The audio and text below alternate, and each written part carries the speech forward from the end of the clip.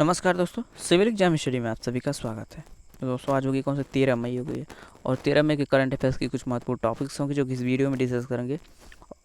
और जो है डेली क्या है करंट अफेयर्स की वीडियो अपलोड की जाती है, तो सिविल एग्जाम स्टडी को जरूर सब्सक्राइब करें डेली करंट अफेयर्स के लिए। तो चलिए देखते हैं 13 मई की पहली टॉपिक क्या है। तो पहली टॉपिक दिया कि गोपाल कृष्ण गोखले की 154वीं जयंती। तो देखते हैं कि 9 मई को जो है कब 9 मई 2020 को देश भर में स्वतंत्रता सेनानी गोपाल कृष्ण गोखले की 154वीं जयंती मनाई गई। इसकी प्रमुख बिंदु देखते हैं कि गोपाल कृष्ण गोखले भारतीय स्वतंत्रता आंदोलन के दौरान एक भारतीय उदारवादी राजनीतिक नेता एवं सामाजिक सुधारक थे।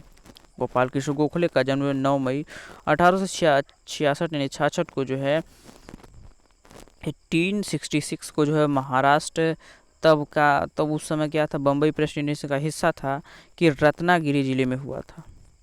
गोपाल ने जो है वर्ष 1884 1884 में जो है मुंबई के एल्फिंस्टन कॉलेज से स्नातक किया। अंग्रेजी शिक्षा ने उन्हें पश्चिमी राजनीतिक विचारों से जो है अवगत कराया। परिणामतः जो वे जॉन स्टुअर्ट मिल और एडमंड बर्क और जैसे सिद्धांतों के महान प्रशंसक बन गए। भारतीय स्वतंत्रता आंदोलन में उनकी भूमिका क्या रही, तो गोपाल जो है वर्ष 1889 में जो है 1889 में भारतीय राष्ट्रीय कांग्रेस के सदस्य बने और प्रमुख समाज सुधारक महादेव गोविंद रानडे के प्रभाव में आए। कब ये सदस्य बने कांग्रेस के, तो 1889 में बने। वर्ष 1905 में भारतीय राष्ट्रीय कांग्रेस के बनारस अधिवेशन के लिए गोखले को अध्यक्ष पद के लिए नियुक्त किया गया। 1905 में जब बनारस में कांग्रेस का अधिवेशन हुआ था, उसमें अध्यक्ष पद पे थे गोपाल कृष्ण गोखले। यह वह समय था जब लाला लाजपत राय जब ये अध्यक्ष थे, तो उस समय क्या था कि जब लाला लाजपत राय और बाल गंगाधर तिलक के नेतृत्व में नरमपंथियों और अतिवादियों के समूह के बीच मतभेद पैदा हो गए थे और वर्ष 1907 में कांग्रेस सूरत अधिवेशन में दोनों गुट अलग हो गए। वर्ष 1899 से 1902 के दौरान वह बॉम्बे विधान परिषद के कब से 1899 से 1902 के दौरान वह बॉम्बे विधान परिषद के जो सदस्य थे और वर्ष 1902 से 1915 तक इंपीरियल लेजिस्लेटिव काउंसिल में कार्य किया। गोखले ने जो है 1909 में पार्लियामेंटो सुधार को तैयार करने में महत्वपूर्ण भूमिका निभाई थी। एक उदार राष्ट्रवादी के रूप में महात्मा गांधी के राजनीतिक गुरु थे गोपाल कृष्ण गोखले, और महात्मा गांधी ने गोपाल कृष्ण गोखले पर गुजराती भाषा में एक पुस्तक लिखी जिसका नाम था धर्मात्मा गोखले लिखी। क्या नाम था? धर्मात्मा गोखले। शिक्षा एवं समाज में सुधारक के रूप में इनका क्या योगदान रहा सुधार के, तो उन्होंने जो कि भारतीय शिक्षा के विस्तार के लिए 1905 में सर्वेंट ऑफ इंडिया सोसाइटी की स्थापना की। 1905 में सर्वेंट ऑफ इंडिया सोसाइटी की स्थापना इनके द्वारा की गई, किसके लिए? शिक्षा सुधार के लिए। वह जो है महादेव गोविंद रानडे द्वारा शुरू की गई सार्वजनिक सभा पत्रिका से भी जुड़े थे। 1908 में गोखले ने जो क्या किया, रानडे इंस्टीट्यूट ऑफ इकोनॉमिक्स की स्थापना की।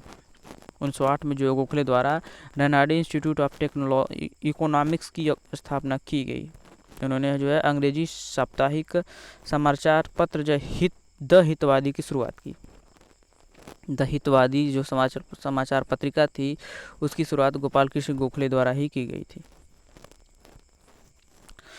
गोखले की विचारधारा सामाजिक सशक्तिकरण, शिक्षा के विस्तार, भारतीय स्वतंत्रता संघर्ष के लिए प्रतिक्रियावादी या क्रांतिकारी तरीके से इस्तेमाल को खारिज करने पर आधारित थी।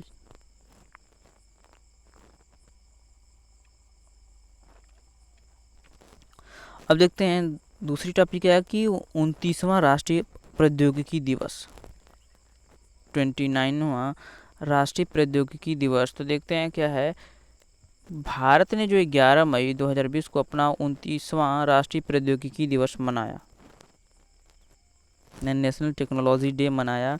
भारत ने कब 11 मई 2020 को 29वां मनाया गया। इस दिवस को पहली बार मनाया गया था 11 मई 1999 को। राष्ट्रीय प्रौद्योगिकी दिवस को जो सबसे पहले बार मनाया गया था 11 मई 1999 को। इसका उद्देश्य क्या है? इसका उद्देश्य जो भारतीय वैज्ञानिक एवं इंजीनियरों की वैज्ञानिक एवं तकनीकी उपलब्धियों का स्मरण करना। प्रमुख बिंदु देखते हैं कि इस दिवस को शुरू करने में पूर्व प्रधानमंत्री अटल बिहारी वाजपेयी की अहम भूमिका। इस दिवस को शुरुआत करने में जो है पूर्व प्रधानमंत्री जो अटल बिहारी वाजपेयी थे उनकी अहम भूमिका थी। प्रत्येक वर्ष इस दिन को जो है technology development board of India यानी विज्ञान एवं प्रौद्योगिकी मंत्रालय के तहत जो है एक संविधिक निकाय भारत में विज्ञान प्रौद्योगिकी के क्षेत्र में योगदान के लिए व्यक्तियों को राष्ट्रीय पुरस्कार देकर सम्मानित करने के रूप में माना जाता है।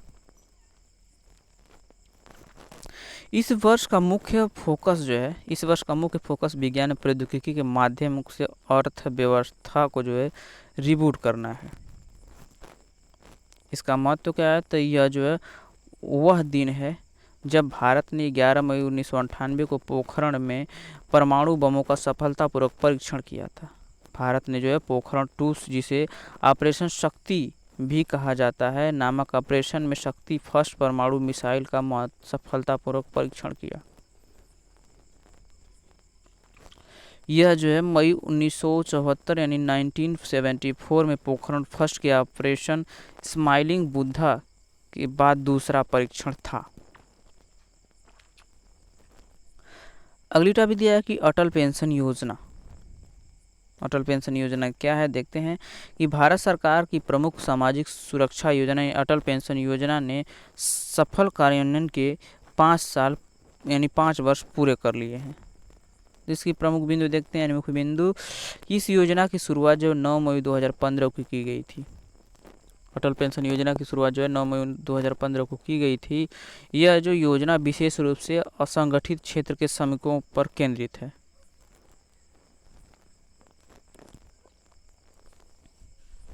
यह जो अटल पेंशन योजना में जो शामिल होने के लिए न्यूनतम 18 वर्ष और अधिकतम 40 वर्ष निर्धारित की गई है। अटल पेंशन योजना के तहत जो है क्या होने चाहिए? कम से कम 18 और अधिक से अधिक 40 वर्ष रहना चाहिए। इस योजना के तहत अब तक जो है 2.23 करोड़ श्रमिकों को पेंशन के दायरे में लाया जा चुका है। यह योजना भारत में तेजी से बढ़ती हुई जनसंख्या चुनौतियों के समाधान के लिए अभी भी प्रासंगिक है।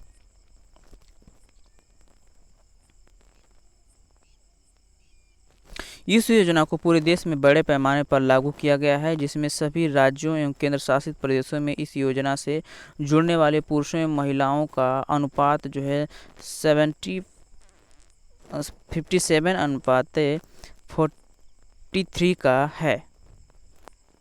इस योजना को पेंशन फंड नियामक एवं विकास प्राधिकरण द्वारा प्रशासित या संचालित किया जाता है। किसके तहत किया जाता है इसका? तो पेंशन फंड नियामक एवं विकास प्राधिकरण द्वारा जिसको क्या संचालित किया जाता है, यानी pension fund regulatory and development authority द्वारा इसको संचालित किया जाता है।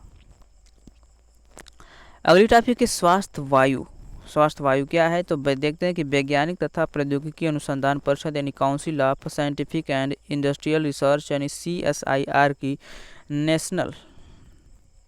नेशनल एरोस्पेस लेबोरेटरी ने महज 36 दिन की रिकॉर्ड समय में कोविड-19 से संक्रमित रोगियों का इलाज करने के लिए एक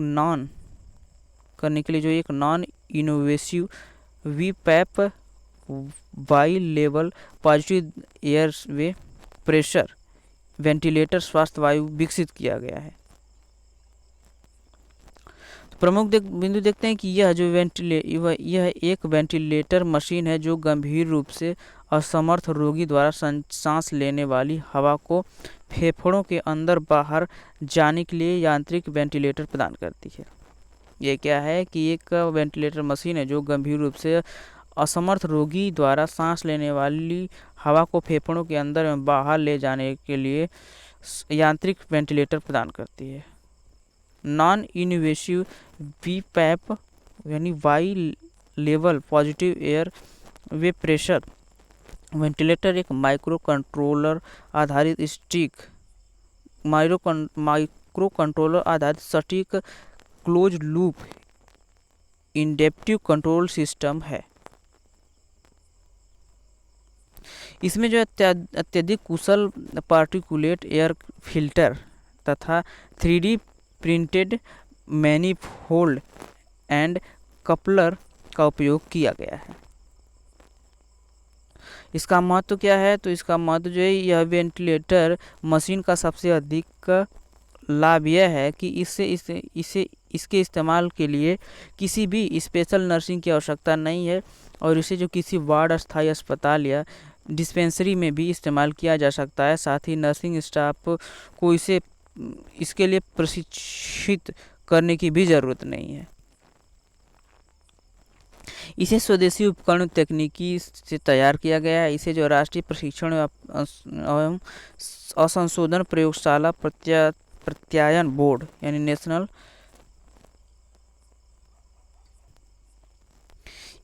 national एग्रीडिटेशन board for testing and celebration laboratories यानी NABL की मान्यता प्राप्त एजेंसियों ने प्रमाणित किया है। तो ये थी कुछ महत्वपूर्ण करंट अफेयर्स की टॉपिक जो कि UPSC के प्रीलिम्स और जो है सभी स्टेट एग्जाम्स के लिए बहुत उपयोगी हो सकती हैं। तो जो लोग पिछली वीडियो नहीं देखे होंगे सर्च करके देख सकते हैं। और जो है ये थी 13 मई की महत्वपूर्ण करंट अफेयर्स की टॉपिक। तो डेली करंट अफेयर्स की वीडियो अपलोड की जाती है।